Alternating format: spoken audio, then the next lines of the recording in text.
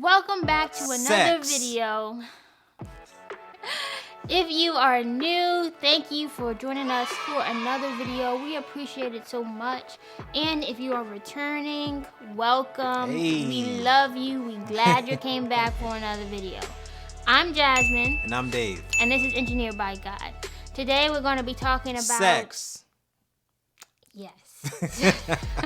We're going to be talking about just kind of different sex drives and how to operate that with your partner, because that's where we at right now. Right. So in our marriage, we've definitely had seasons where our sex drive has been really lopsided. There have been periods where I've, really wanted Jazz and she's like, bye boy. And there's been periods where I like the other way around where she's like, hey Dave, and I'm like, I'm not a machine woman. And so in this video, we want to talk about that experience, because when you're the person who has a higher desire and the other person does not seem to have that same desire to have sex, you can feel unwanted or maybe rejected altogether.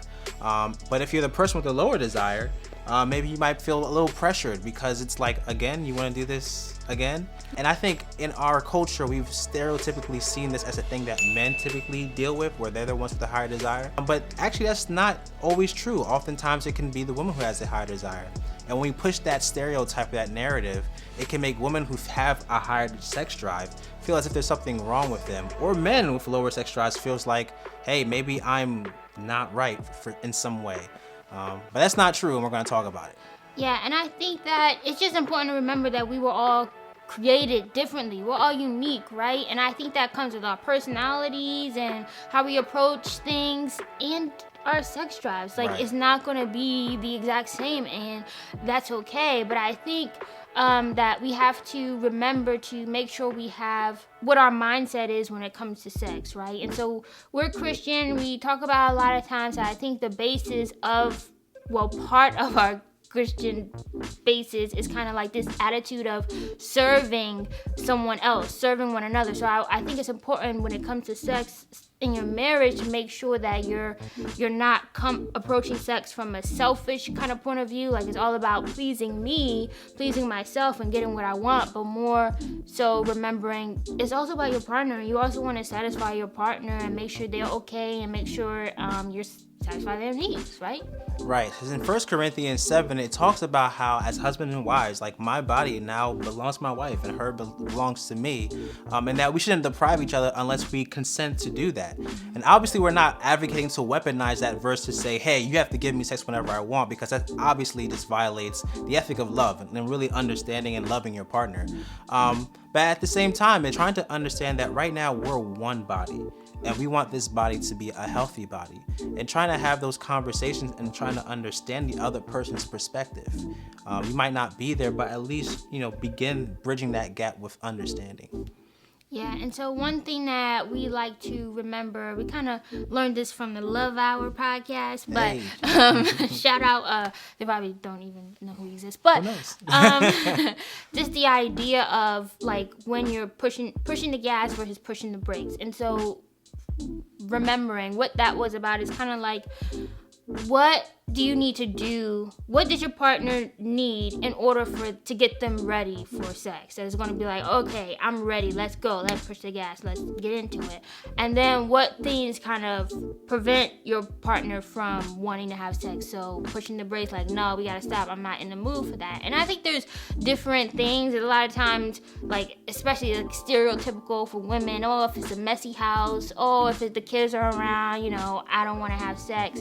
And then things that sometimes make people want to have sex is okay, we're connecting, we're communicating, we're doing some things together, and it's making me feel, good and connected to you, right? Right. So I think just identifying those and making sure that you're doing the things that they need to do to get there, to want to go. And if there's things in the way, being conscious of those things and not trying to force the issue. Right.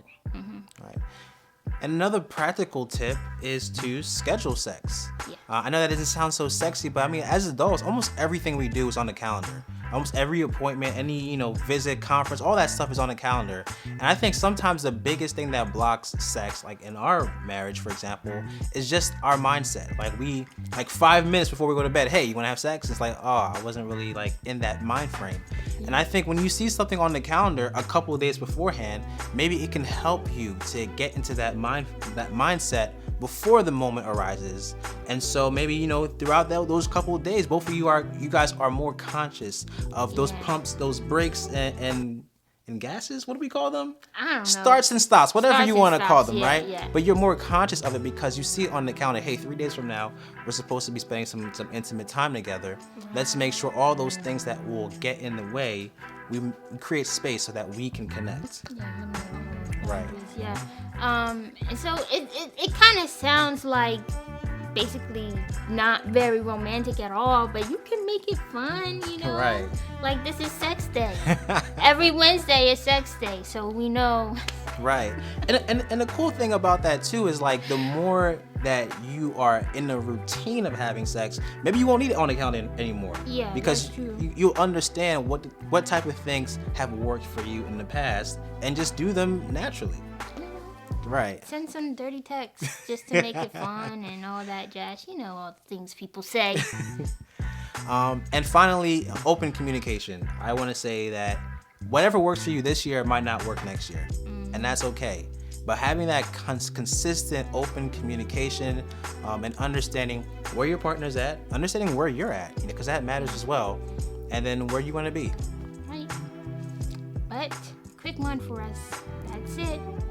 See ya. See ya.